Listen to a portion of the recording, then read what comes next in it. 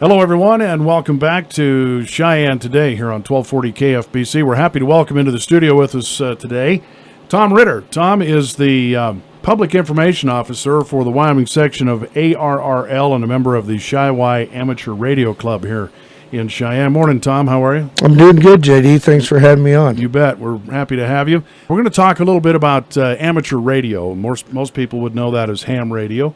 Let's talk a little bit about what ham radio is all about, Tom. Sure, you bet. Amateur radio is a form of radio service that's been around since 1911, I guess, since Hiram Maxey in ARRL started up. W1AW is one of our flagship stations. And basically, amateur radio is a spinoff of the old CB days, but it's a lot more technical, a lot more engineering involved. There's a lot more activities that amateur radio gets involved with. And it's a hobby, and there's over 720,000 amateur radio operators in the U.S. today. I think there's, if I remember right, I may be wrong, but I think there's something like over 300 in Laramie County, or is that Wyoming? Right. No, that's in Wyoming. Okay. Actually, the registered Cheyenne amateurs are over 558 now. Is that right? Okay. Yeah, we've got 558. Cody's got quite a few, and Laramie's got quite a few. But there's quite a few in Wyoming itself. So we're a pretty big organization here. Sure. And there's a lot of public service involved with amateur radio. Absolutely. Right? Yeah, we're involved. The Cheyenne Amateur Radio Club here in Cheyenne is actually involved with Laramie County Emergency Management. We back them up with our Amateur Radio Emergency Services portion, or ARES, and do Skywarn. We're with the National Weather Service also. Support them during severe weather events if they need extra communications. And also we're involved with Homeland Security under the RACES program, or Radio Amateur Communication Emergency Services. And so we provide support to Homeland Security anytime they need point-to-point communications between command posts within the state. Sure, and there's training involved for every one of those organizations, right? Yeah, absolutely. They don't just turn a bunch of radio guys loose. No, we don't just go willy-nilly on it. Right. There's training involved. We have monthly training for the ARES group out at the Laramie County Emergency Management out at Archer.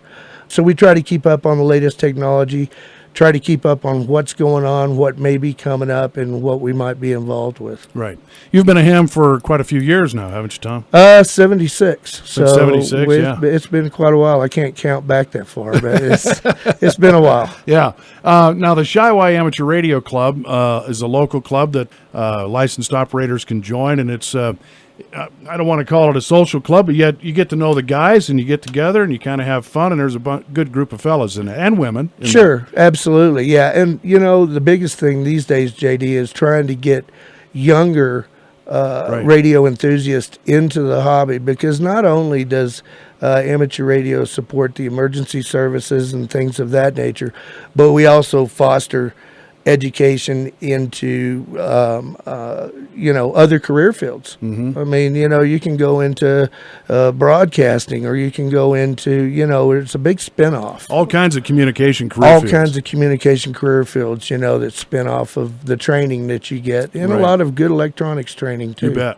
Now, there's Mr. Cripps over at Cary Junior High. I think he's still teaching. Yeah, he was. And he had a ham radio room, or in his room, ham radio. Sure, set. he did. Yeah, for the kids, and it was a wonderful thing that he had going on over there, and provided a lot of education about amateur radio and electronics Right. for those kids. And there has been several amateur radio operators coming out of that system, so he did a great job. Yeah. Now, people may not realize this, Tom, but you think of natural disasters. I'm talking weather, natural Right. disasters, Katrina. Anytime there's big hurricanes, communications go down. Ham radio. I mean, you can set up a ham radio network out of people's vehicles and help emergency Sure. services in the organizations you talked about. Correct. And there's been several times where the amateur radio service has provided those backup communications, because, like you said, when Katrina went through, all the cell phones were pretty much down. There was a net, we call it a hurricane watch net, that came up on the high frequency band, And what it's capable of doing is passing information traffic from the affected area over HF through the amateur radio operators to the National Hurricane Center in Florida and letting them know what's going on, and also providing HF communications to the National Guard if they need, say, for instance, Red Cross needs help with, they need cots over here. Any type of emergency communication that might be needed during that disaster was provided during Katrina. Yeah, and basically those civic organizations come to you guys and go, fellas, we need this. Can you handle it? Can Absolutely. you take care of it? Because they've got other things they've got to do. Sure, they've got other things that are going on, so they put out a request to the Aries group or the Races group and say, hey guys, here's what we need. Red Cross needs so many operators over here.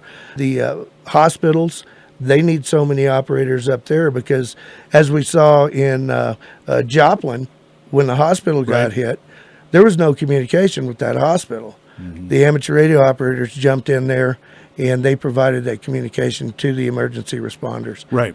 Well, and even on a local basis here in Laramie County, Tom, bad weather, the Skywarn is the National Weather Service activates Skywarn, and ham radio operators go out and spot basically for the National Weather Service.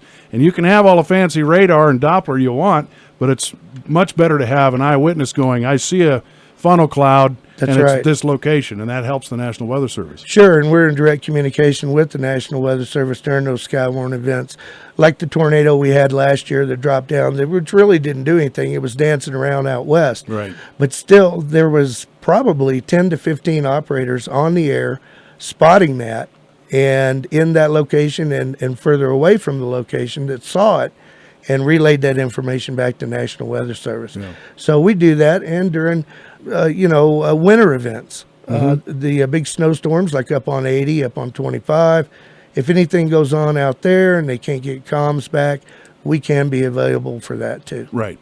We're talking with Tom Ritter. Tom's a member of the Cheyenne Amateur Radio Club, doing some public information officer work here for us. And we want to talk about testing and classes and education here, Tom. And you've got, we call them volunteer examinations, Right. testing and classes coming up. And this is open to anybody and everybody, right? Correct. Yes, it is. It's volunteer examinations that we do probably 3 or 4 times a year.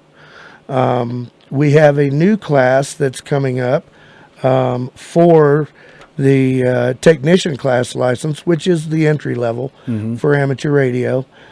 Cheyenne is putting on a class from January 16th through February 13th, and that's going to be on Saturdays and Wednesdays. And that information is on our website. And I might want to mention the website too. Sure. It's Cheyenne ARC, that's SHYWYARC.net. Good enough. All that information's up there. You can go read it. And Yep.